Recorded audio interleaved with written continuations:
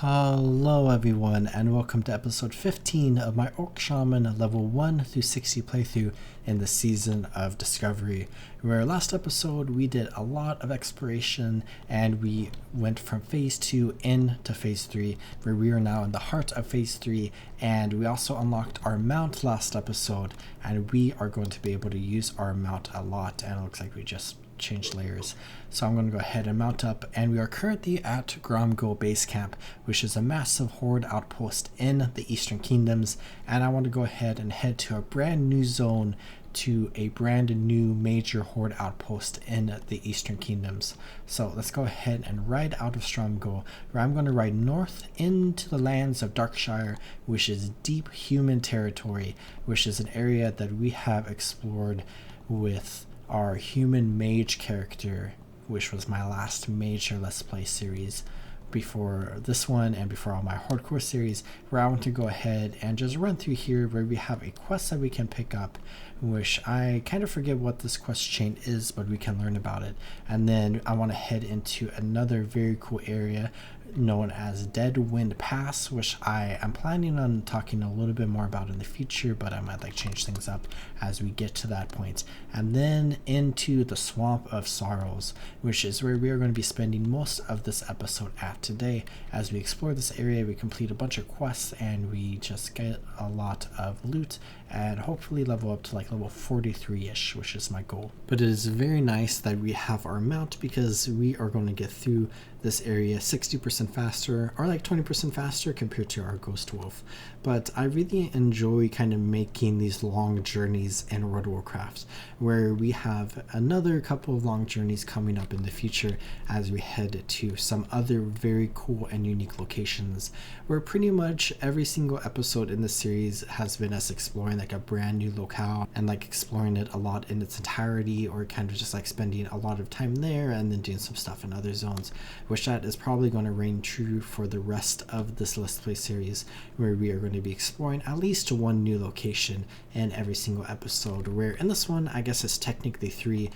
as we head through Northern Sugarthorn and enter Duskwood, where we are at the entrance to Duskwood right here, where we have the Zandalorian Emissary and we have the Rebel base camp right there. But I'm not interested in that, since we would just die if we went over there. And let's go ahead and go across this relatively cool bridge that marks the border between Stringlethorn and Duskwood, which Duskwood is a really interesting zone because of how dark and mysterious it is, and all of its gothic and undead vibes, where I am playing an undead priest right now, where this is very similar in vibes to Terrasfog Glades and Silverpine Forest and the Plaguelands, and there is a pretty big undead presence in this map as well. And it is kind of relevant right now in the Season of Discovery with phase 3, because one of the dream trees is present in this map, where level 40 players, I believe it is, or level 25, actually it was level 25, are doing a lot of adventures in this zone or whatever to get some experience and reputation and some gold.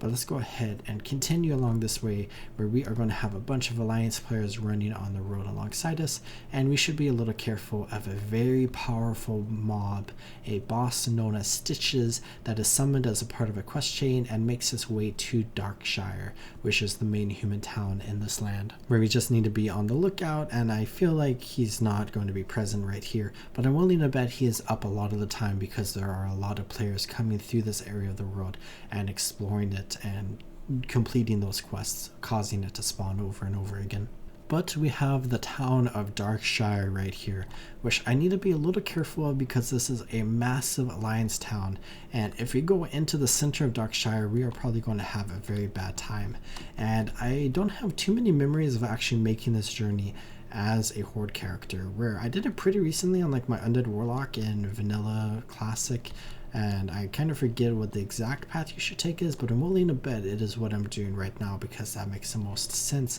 where I think we can basically just ride along the hills through the trees here and avoid all these houses, and just be on the lookout for any guards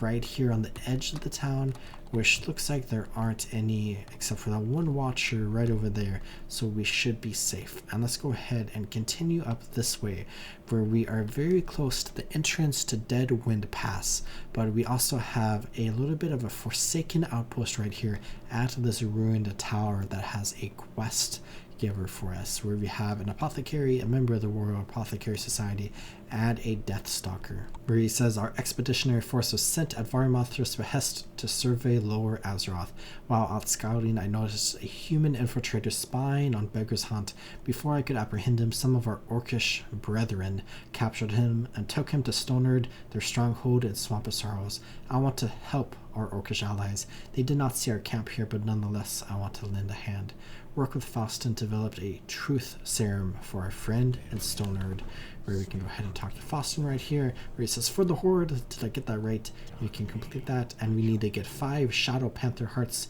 a Mire Lord Fungus, and a Deep Strider Tumor, which is going to take us into the Swamp of Sorrows, and that's going to have us do some stuff around there. I think, yes, a Mire Lord Fungus from there, and then Shadow Panther Hearts from this location. And then we will have to go all the way to Decilis, and we will have to kill one of those Deep Striders that wanders around the map, where I feel like I will probably not do this quest, and I might actually just go ahead and get rid of it right now. But this is just like an interesting quest that we could do, and we can go ahead and check out that NPC in Stonard, which I actually don't really remember ever seen before. So let's go do some investigations. Where our next destination is indeed Stonard, where we can go ahead and enter Deadwind Pass, where we see turn back, abandon hope all ye who enter here, where we see some bodies hanging from the tree, which is a very gruesome sight. And we can go ahead and run through Deadwind Pass, where we have that Sky Shadow, which I believe is a level 55 enemy, so we want to make sure that we stick to the main road here and we don't go too far away from it,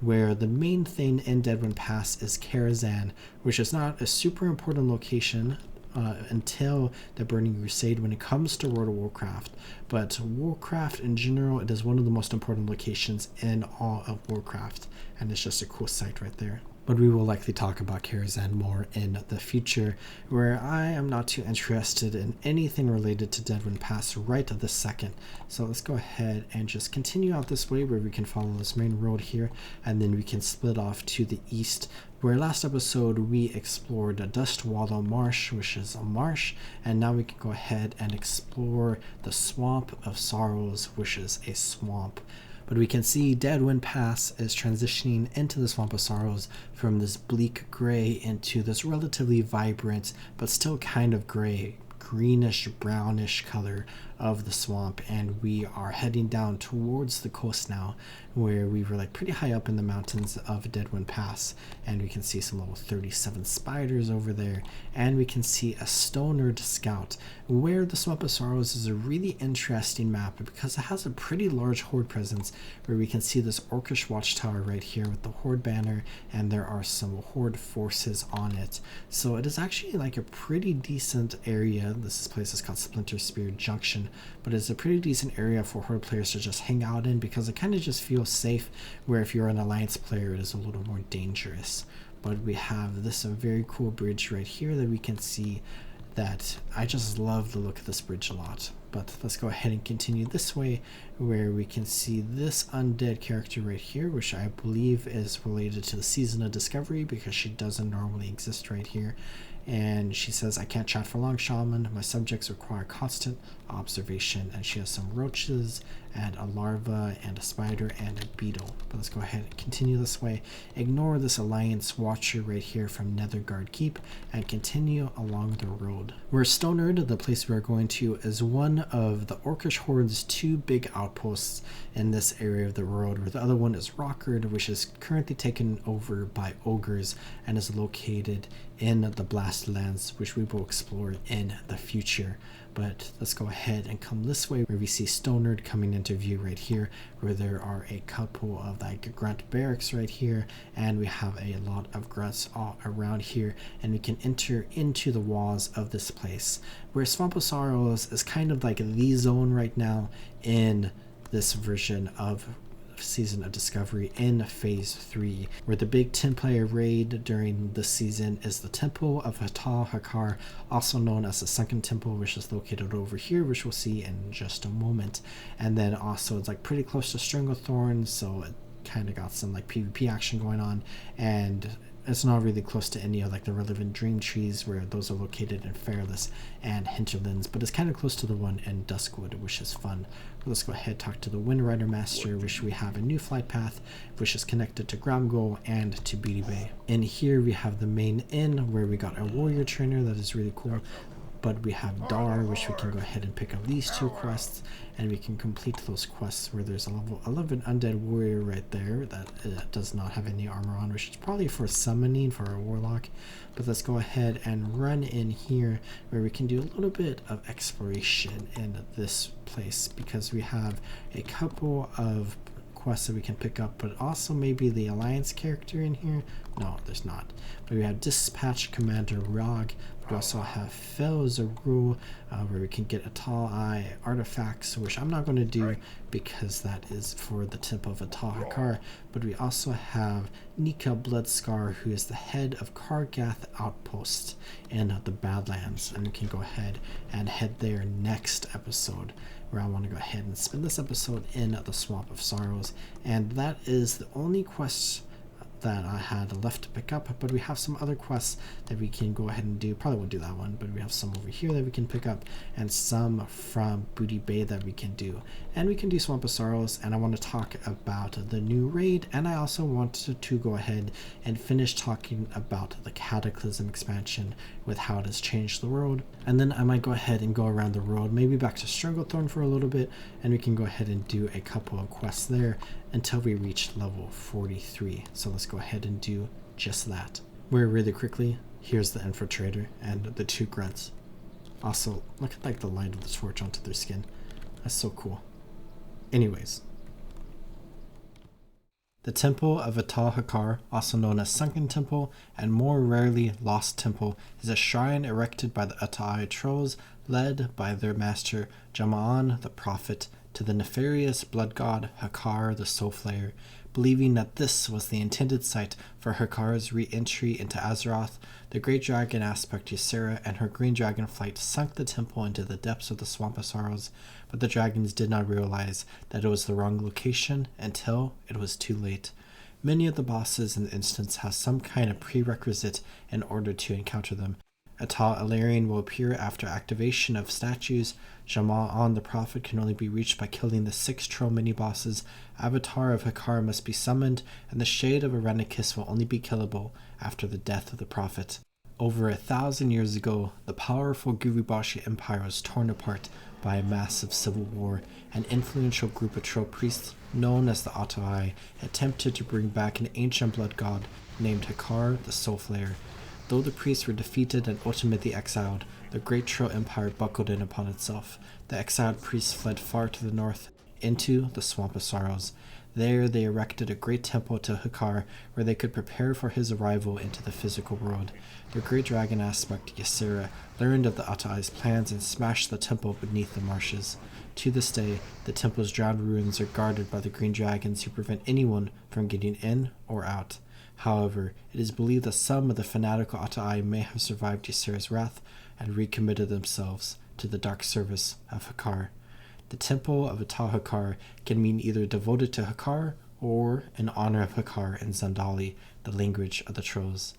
Where the Temple of Atal'Hakkar is a really interesting dungeon because it is super confusing and it is multi-layered, where for a lot of casual players, especially way back in the early days of World of Warcraft, found the Sunken Temple to be an incredibly difficult dungeon to navigate through and to kill all of the bosses. Where let's go over really quickly each of the bosses available in this dungeon. First we have Veziak the Cannibal, which is a rare mob that is a jungle troll that can be found outside of the instance portal at the butchery. And then we have Kaz the Unholy, another jungle troll found in the Temple of Atal'Hakkar, and he is a named boss, but there are no quests, and he has the same loot table as other different mobs in the temple.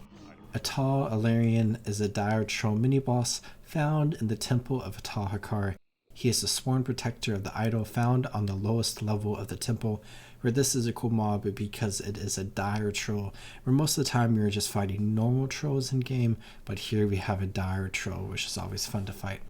And then we have the Avatar of Hakkar, who is a skeletal wind serpent and is summoned in the Temple of Atal'Hakkar, where the Avatar can be summoned in the Sanctum of the Fallen God using either an egg of Hakkar or Yakinya's scroll, or by simply clicking the Shrine of the Soulflayer. The Avatar of Hakkar is the immortal presence of the god Hakkar, the Soulflayer. Its spirit still haunts the Temple of Atal'Hakkar, waiting for the right time to regain its power. Legends state that there is an egg that is the only item that can contain the essence of Hakkar and prevent him from rising again. The stories say that the location of the egg is somewhere near the hinterlands. And then we have Ogum the Wretched, who is an undead jungle troll mini-boss, and basically he just assists Jama'an the Prophet, who, Jama'an the Prophet, is a jungle troll boss found in the Temple of Atal'Hakkar, where he is accompanied by Ogum and must be defeated before fighting the Shade of Aranicus. Jama'an is a spiritual leader of the Great Atari tribe and of the Hakkari of Zul'Gurub and Swamp of Sorrows. He believes the summoning of the blood god Hakkar the Soulflayer will bring the Ata'ai to immortality. Here, this is just a really cool lore character who I feel like plays kind of a small part in the game, but is kind of important when it comes to like the lore of the game, because this entire place and the Gurubashi Empire and the Ata'ai play like a pretty big important part, especially with Hakkar being a pretty important lore character. And then we have Dream Scythe, who is a young green drake mini-boss found in the Temple of Atal'Hakkar. He appears in the central chamber when Jama'an the Prophet is defeated. Aranicus has 4 young but fit and eager drakes under his direct command: Dream Scythe, Weaver, Hazaz, and Morphas, who commands a huge army of Nightmare Dragon Spawn and Whelps. They had been sent by Ysera to watch over the ruined temple. While they were initially successful in keeping the Ata'ai in check, they soon fell prey to the corruption of the Emerald Nightmare, allowing for the Green Dragon's eventual capture by their troll enemies. Where we have Weaver, who is a young green drake and member of the Wardens of the Dream, and he appears in the central chamber when Jama'an the Prophet is defeated. And then Morphas, who is also a member of the Wardens of the Dream, and he appears in the central chamber when Jama'an the Prophet is defeated. But additionally, years ago, Morphas overwhelmed Archmage Xylem in a bold ambush and consumed a whole apprentice. While Xylem was not overly concerned with the loss of the apprentice, this particular one was carrying an arcane shard of unsurpassed size and quality that he wishes retrieved. Who Archmage Xylem is a human quest giver that is located at the Mage's Tower in Azshara, which is a place that we have not been to on this character, but I went to on my mage character, and he's like a pretty interesting character that hangs out in Azshara and has like some minions with him basically. And then lastly, Hazaz is a young green drake and a member of the Wardens of the Dream, who is found in the central chamber when Jama'an the Prophet is defeated.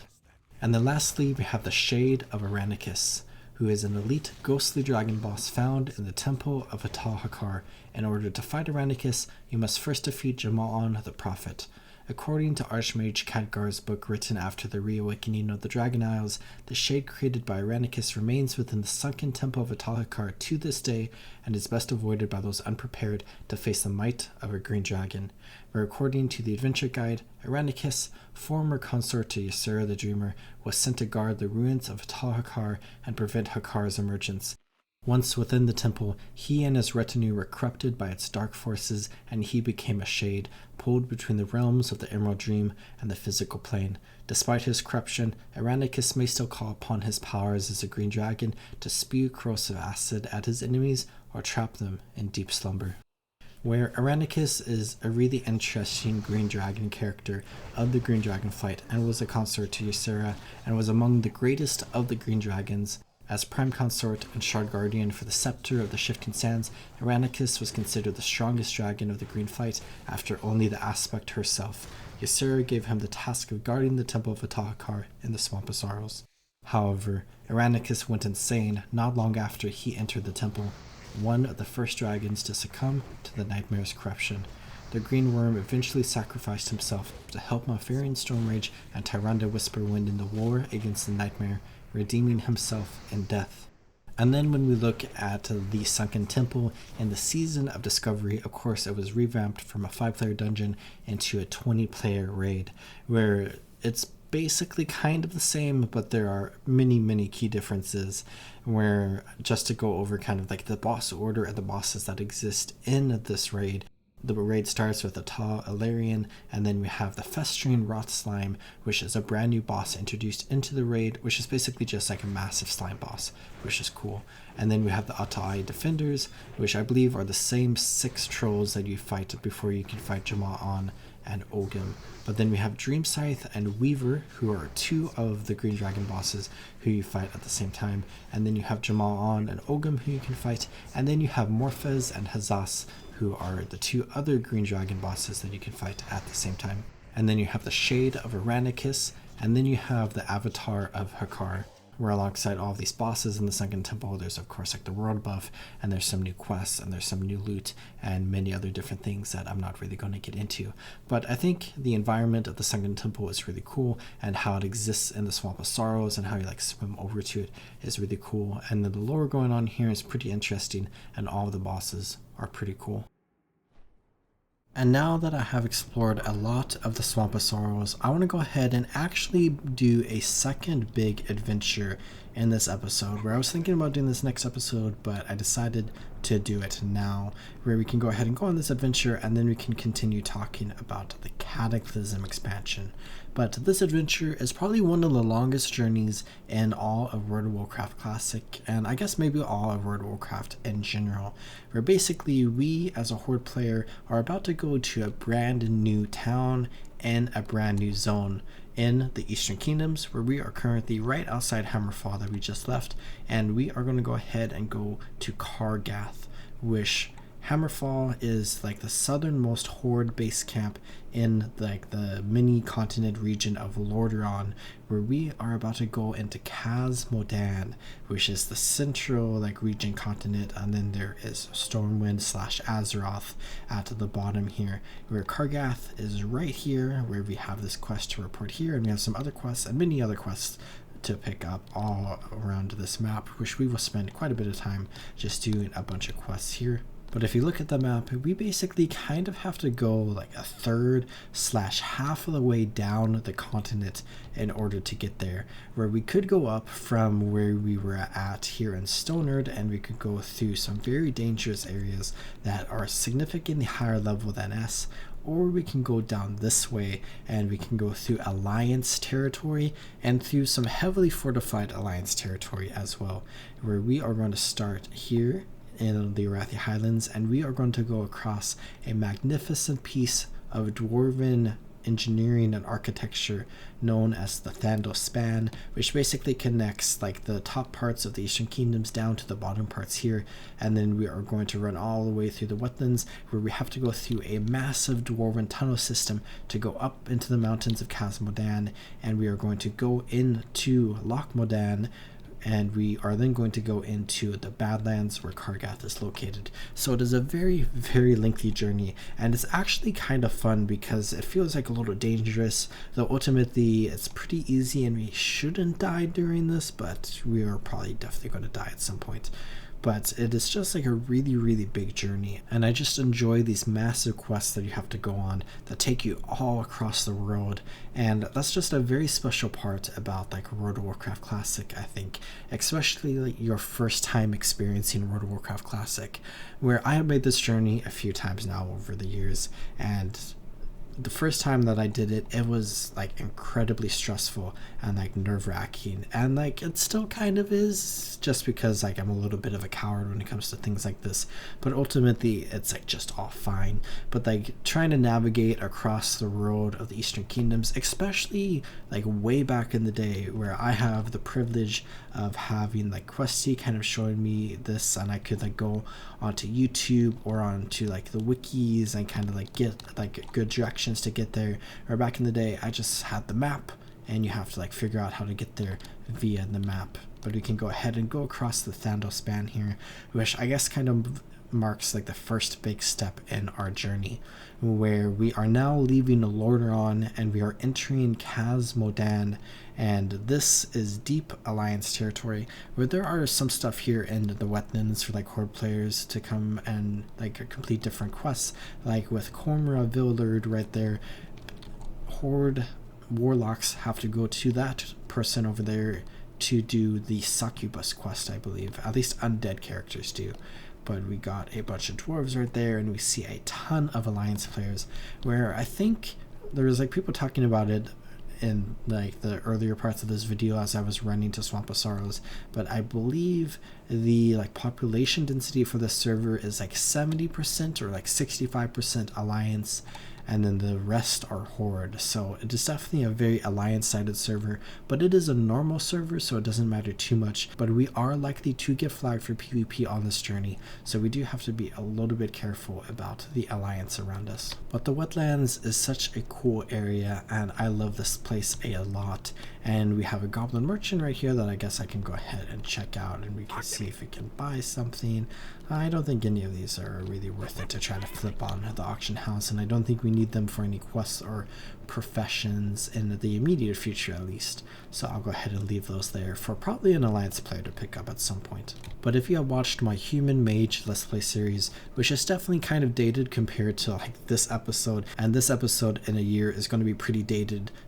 compared to what it is right now. But in my Human Mage playthrough, I explored all throughout the wetlands, and multiple episodes actually, because I kind of did like shorter or like less dense episodes that I'm planning on kind of returning to in the future a little bit. But I explored all of the wetlands for the most part, and I had a lot of fun in this zone. And I also explored a little bit of Loch Modan, but I'm planning on exploring more in the future. And then of course we have the Badlands, which I've spent a lot of time on that Human Mage character exploring the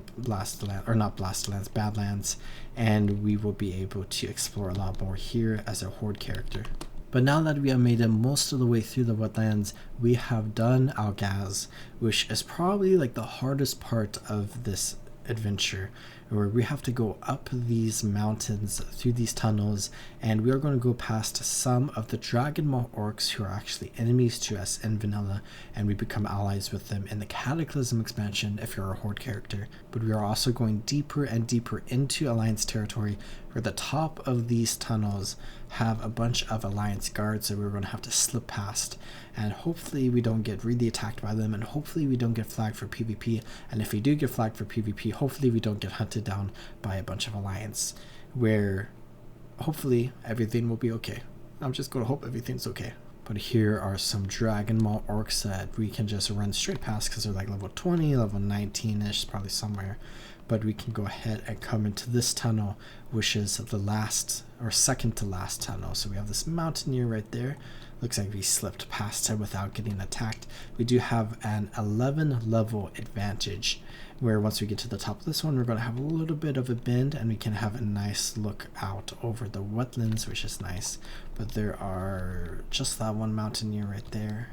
Let's go ahead. I'll just sneak over here really quickly, where we can kind of see the wetlands down there, and we went into the tunnel system over here, which is very fun. And we've now made it all the way up here, where we have this mountaineer that I'm going to go all the way over here, try to avoid, and then we have this mountaineer that sneak right there. Good. Okay, so we've snuck past 4 of the guards, where if we were a little bit lower level, this would be more difficult, but we do have an advantage right now, where it looks like there's just a guard on the right side, so let's go ahead, sneak right there.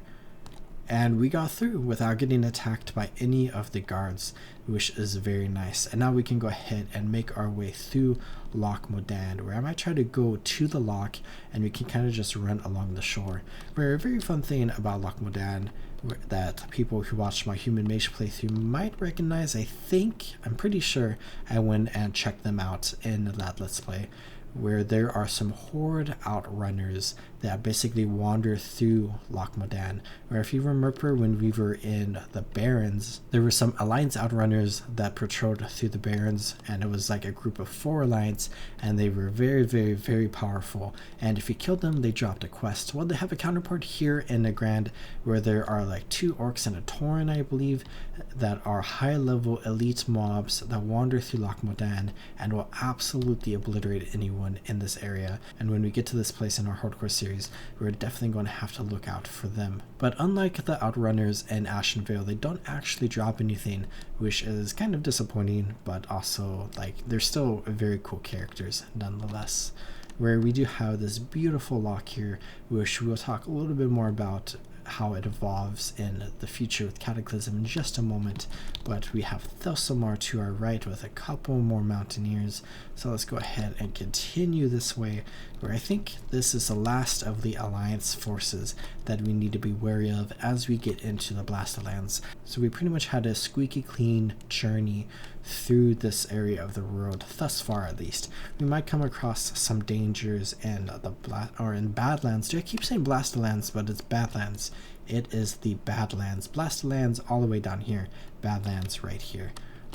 But we might come across something dangerous in the Badlands as we go through this area. But now we are on the far side of Loch Modan, where we have the entrance to the Badlands, and we can go ahead and transition from this beautiful green, lush, foresty area and into this like deserty, barren Badlands. Very, very aptly named. Where we got some elite dark iron dwarves right there that I'm going to ignore, and we have the entrance to Odoman, which I'm also going to ignore, but we have that on our map now. And there are a bunch of wildlife and dark iron dwarves and some ogres and some black dragons and some other enemies that we can't experience in this area of the world, where I have that quest right there. And then this is the back entrance to Odoman,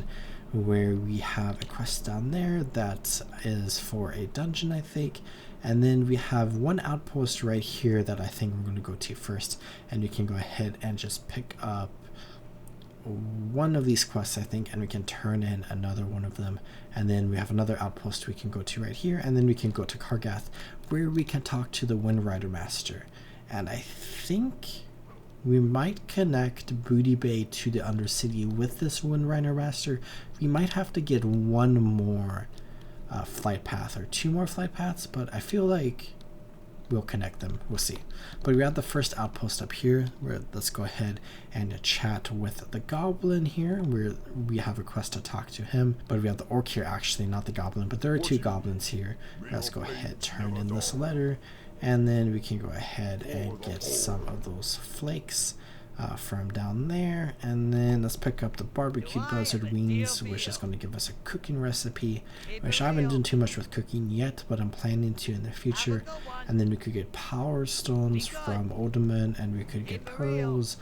from the Vile Wreath and Stringothorn. So yet another, like a third group quest that I have for the Vile Reef, but I'm probably not going to do any of them. And let's go ahead and continue over this direction, where we are now in the Dust Bowl, where we see some skeletons and some of these ridge huntresses and a giant buzzard right there that I could kill for a quest, but I'm going to ignore for now. Where we have these quests that I can go ahead and pick up, and I think I'll just pick them up, but I'll probably get rid of the Frost Oil one, and then we could fight these lesser rock elementals right here, which I think are going to be resistant to our nature damage. So I want to make sure I probably use like double flame tongue or something instead of the wind fury, because I believe that's nature damage. Not 100% sure, but we won't be able to use earth shock against the earth elementals. But now that we have picked up the quest from those 2 different outposts, we have made our way all the way through the Badlands, and we can go ahead and go to the main horde outpost in this zone.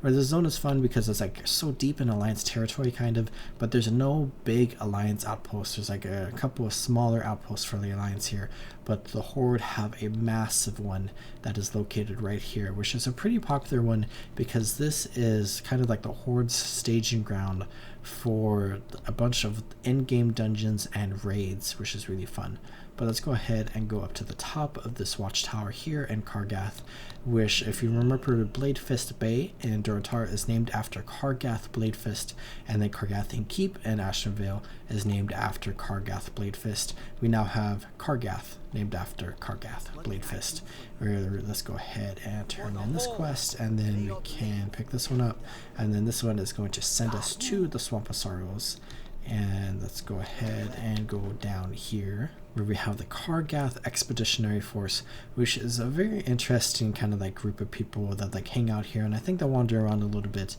and if you're an Alliance player you have to be careful of them. And it's just kind of cool to see like a bunch of different members of all the Horde races kind of here as a group. But there's a wanted poster right there that I'm going to ignore, and we have Innkeeper Shulkar that we could get a quest from, and then we can pick up Broken Alliances, which we may potentially do, and then we can pick up Badlands Reagent Run. But I think I'll go ahead and get rid of this Frost Oil so we can pick up this quest, and we are currently at 20 out of 20 in our quest log, where I have a bunch of things to do around here in the Badlands. But before we do that, let's go talk to the Wind Rider Master and see if we are actually connected now. So we are now connected. So this is the flight path that we needed, and we now have every single flight path in the Eastern Kingdoms connected to each other. So we can now officially, if you wanted to, fly from Booty Bay all the way to the Undercity, and it would cost like 11 silver or something, and we would be flying across the entire length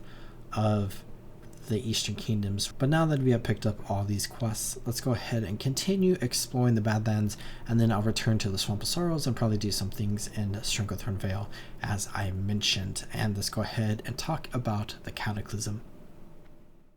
But so far in this Let's Play series, I have talked about 2/3 of the Eastern Kingdoms and Kalimdor and how they change in the Cataclysm expansion, where in this third and final time that I'm talking about all these zones, let's go ahead and explore the last of them, where I'm basically just going to cover the rest of the Eastern Kingdoms because I've talked all about Kalimdor and I've talked about the southern bits of the Eastern Kingdoms. We're starting off, we have the Burning Steppes, which is one of 2 zones surrounding Blackrock Mountain. And this zone, I don't really have too many memories with this in Cataclysm, and I think overall it's relatively the same zone, but there's like some evolution and like the story going on here with like Morgan, and then like some of the Horde outposts and stuff. There's like a brand new Horde outpost, but it's mostly just kind of like the same idea of fighting Blackrock Orcs and the Black Dragonflight. And then we have Siren Gorge, which is on the other side of the Blackrock Mountain, and it's kind of like the same thing where there's not too much like different things going on, and it's mostly the same. There's another Thorian Brotherhood outpost here now, and it's kind of just fighting like the Dark Iron Dwarves. But then we have the Badlands, which we are exploring right now, and the Badlands and Cataclysm changes a lot, like a lot. But in this entire area of the road around the Badlands and then to the western coast, we kind of see a lot of like Deathwing's destruction in the Eastern Kingdoms, because I believe Deathwing emerged just north of Stormwind City and just south of Dunmerle, and he like flew around and he like destroyed a bunch of things, and he like went everywhere and just like blew everything up, where we have all this stuff in the Badlands. I wish the Badlands changed a lot with like the geography, but also the questing, and where I think the questing became a lot more like cartoony, and a lot of people don't really enjoy that. But I have some fond memories with like the Day Deathwing Came quest, which is very popular. But there's like some other quests around here too, which are just like super interesting. And some people kind of like view some of the quests here as kind of like mobile game-esque quests, which is kind of interesting. And for the most part, I don't have too many like big memories of the Badlands, except for just completing all the quests around here, where there are like a bunch of goblin towns here now. And there's also the introduction of one of the most important lore characters in the game, in the modern day version of the game, which is Wrathion, where we basically rescue his egg, and then his egg gets taken to like Ravenhold or whatever, which is kind of cool. But then we have Dunmerle as well, which doesn't change too much, but if you're like flying outside of the zone, you can see some of Deathwing's destruction. But the biggest thing is with the Cataclysm expansion, similar to how the Trolls reclaimed the Echo Isles and Durotar, the Gnomes kind of reclaimed Nomergon in Dunmerle. where the dwarves are now alone in their starting area, and the gnomes have their new starting area where they have the brand new Tinker Town located just outside of Nomergon. And then the rest of Dunmerle feels kind of like the same to me. But then we have Loch Modan, which changes a lot because the map isn't really aptly named anymore, where it shouldn't really be called Loch Modan, because the entire loch basically gets drained and it floods out into the wetlands because the dam here gets destroyed by Deathwing. Despite the Dark Iron Dwarves desperately trying to destroy it in Classic, it gets destroyed by Deathwing, and the entire dam just gets obliterated and the loch just floods out, where there's a lot of story related to that idea. And then there's a few different changes here and there around Loch Modan, where I feel one of the biggest things is with the Twilight Highlands, which is located just east of Loch Modan. You can really see the big spire that belongs to the Twilight Hammer in that map from Loch Modan. And then going into the wetlands, of course, with the flooding of the wetlands because of the destruction of the dam and the draining of Loch Modan, the wetlands gets flooded a lot, where I have a lot of nostalgia and memories surrounding Minotaur Harbor, and I really enjoyed hanging out there. And it gets kind of destroyed, not completely destroyed, but kind of destroyed in the Cataclysm expansion, which is sad. And then the wetlands as a questing experience becomes very linear, where you basically just work through the zone instead of having Minotaur Harbor being your main base of operations for the entire zone, with a couple of quest givers here and there that you go and chat with. And I really enjoy the classic version of the wetlands more so than the Cataclysm version, but I know some people enjoy the Cataclysm version more. And it also gets cut down a little bit because the very eastern part of the wetlands joins the Twilight Highlands as that gets expanded on, and Grim Bateau becomes a big part of the Cataclysm expansion, where it becomes a dungeon instead of being a very menacing looking area in the wetlands as it was in Classic. But then we go across the Thandle span and we have the Arathia Highlands, which is kind of an interesting zone in Cataclysm because I feel it is one of the least changed zones in Cataclysm, where really the biggest thing that I can remember and running through here that I can see is this new undead outpost right next to Thoradin's Wall. And for the most part, and from my memories of exploring the Arathia Highlands, not too much changes. But the Arathia Highlands might be one of the most recently updated maps in World of Warcraft, because with the Battle for Azeroth expansion, we got a completely revamped version of the Arathia Highlands that was made as a part of the Warfront system, where there's a Warfront set here, which is basically a PvE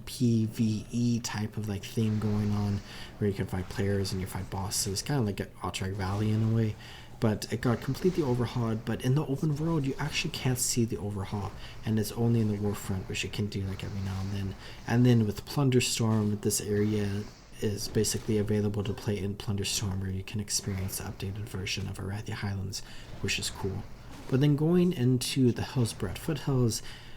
where Arathia Highlands didn't change too much in Cataclysm, the Hillsbrad Foothills changed a lot, where we used to have the zone of the Otrak Mountains, which no longer exists, and the Otrak Mountains and the foothills around the Otrak Mountains is now part of the Hillsbrad Foothills, and it's all one big zone now, and it is no longer a contested neutral zone between the Alliance and Horde. It is now a Horde only zone, where South Shore gets destroyed, but in the modern version of the game, South Shore is reclaimed, but we can't see it, we just know it in lore. And Durnhold Keep is being messed around with, and Terran Mill and Hillsbrad is all messed around with. And just a lot of things changed in Cataclysm, really. And it's just a massive undead zone now, where Hillsbrad Fields is now an atrocity, and South Shore is an atrocity. And there's a lot of meme quests in this zone that I enjoyed playing through once, but I don't really enjoy that much anymore. And then I feel Otrak is basically the same, and then of course there's the Plants vs Zombies minigame near Delaran, which is actually kind of fun, even if it's a little memey and kind of dumb.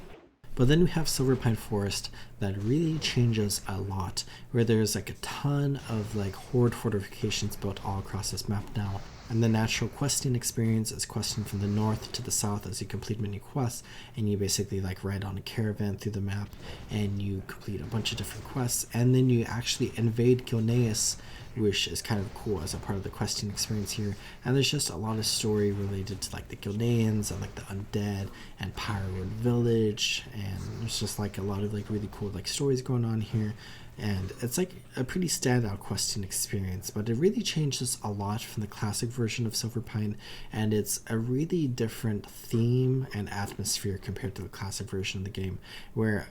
like, you know, different themes are different themes, but I really enjoyed the classic version of Silverpine Forest significantly more than the Cataclysm version, even if the Cataclysm experience is like a really good experience. It's just like one-to-one I enjoy like the atmospheres of like all of the Worgen storylines and kind of like the Delaran stuff going on here, and like the undead kind of just like trying to like find their footing, and then there's like some Scourge storylines going on, and there's a bunch of like random like Worgen all across the map going back to like the Rugal storyline and everything. And Shadowfang Keep is so much cooler in vanilla than it is in Cataclysm, and overall, you know, I just really enjoy the zone in vanilla, and I enjoyed the zone in Cataclysm. But I say this a lot, I just like, I'm not a big fan of like all the Cataclysm changes, though it is still cool to like experience like these zones with how they are in Cataclysm, and they are pretty fun, and of course they are unique. But then we have Terrace Fogglades, which kind of stays the same compared to the vanilla version of the game, but it kind of just like progresses the story of the zone a lot, and where the undead are like more like fortified now, they're more established, and they have like bigger towns and stuff. But it changes a lot with the Battle for Azeroth expansion, because Lordaeron gets attacked and then plagued, and like all outside of Lordaeron and Bro gets like destroyed by the Alliance, and it's kind of a cool story, and it's cool to see how these places change over time. But then we have the Hinterlands, which is kind of one of those zones where it feels the same, but it also feels completely different. And I think that's mostly because of how the questing experience with the Cataclysm expansion goes, where it is very structured in the Hinterlands and a lot more fleshed out compared to vanilla, where vanilla is a really great questing experience, but from like a cut and standard modern MMO standpoint, where modern, you know, Cataclysm is almost in the retro category now, if you think about it, because like retro games are any games that are 15 years or older, and Cataclysm is almost 15 years old now, so it's kind of interesting to think about. But anyways, the Hinterlands is a very well fleshed out, and it's like a pretty good solid questing experience to just quest through this area and get like a bunch of cool rewards and stuff. But, you know, it kind of takes away a little bit of that like adventure aspect. And then we have the Western Plaguelands that changes a lot, where we have Anderhall, which is basically being contested by the Alliance and the Horde, where they're building fortifications on like either side of Anderhall, and then the center of Anderhall is still being attacked by the Scourge. And I think this is actually a really cool thing that we have going on here with the Alliance versus the Horde versus the Scourge, and they're all contesting Anderhall, and we can see how Anderhall has evolved over time. And then all the farms around the Western Plaguelands has been taken control by the Argent Crusade, and they have like outposts like all around the zone, where there's like camps at each farm now at least. And then the big keep has been taken over by the Argent Crusade from the Scarlet Crusade, and Tyrion Fordring hangs out here, which is super cool. And then we have the Eastern Plaguelands, which is actually a really interesting zone, and probably one of my favorite, if not my favorite zones from the Cataclysm expansion, where the entire zone is very linear now, which is, you know, fun in its own right. But like the old version of the Eastern Plaguelands is very great. But I really enjoy how the Eastern Plaguelands works in the modern version of World of Warcraft, where basically we have Light's Hope Chapel, which has been expanded a lot, and the Argent Crusade have turned it into like a massive like fortress now, or not like super massive, but like a well-structured fortress. And then all 4 of the PvP towers around the map have been claimed by the Argent Crusade, and like the grounds around the towers are now healing, which is really cool. But basically the entire quest line through the Eastern Kingdoms has you riding along in a caravan with a Worgen lady, and you basically recruit a bunch of people as you go through the zone, and you kind of learn a lot about their stories, and you complete a bunch of different quests and learn about the area. And it's just a really fun questing experience, where I was upset that the Eastern Plaguelands like was taken away in the Cataclysm version of the game, and I enjoyed how it was in Cataclysm. but part of me still missed the old version of the Eastern Plaguelands. But now we have both the old version and the new version, so there's nothing to really be mad about. And I just really enjoyed my time experiencing the Eastern Plaguelands in Cataclysm, and I'm hoping that I'll highlight this a little bit more in the future, alongside a few other of the Cataclysm zones in the future. And then of course I'm going to be talking about Cataclysm in some upcoming streams as well. But with that, we have had an action-packed episode where we've explored the Swamp of Sorrows, and we had to get there, and we explored the Badlands, and we had to get there, and we talked about the Temple of Atal'Hakkar, and we talked a lot about the Cataclysm expansion of the game, where I have progressed a lot in the last couple of episodes, and I hope you all enjoyed this episode, and I hope you all are taking good care of yourselves. Remember, as always, to drink some water, check your posture, and subscribe. And I'll see you next time in the world of Azeroth. Goodbye.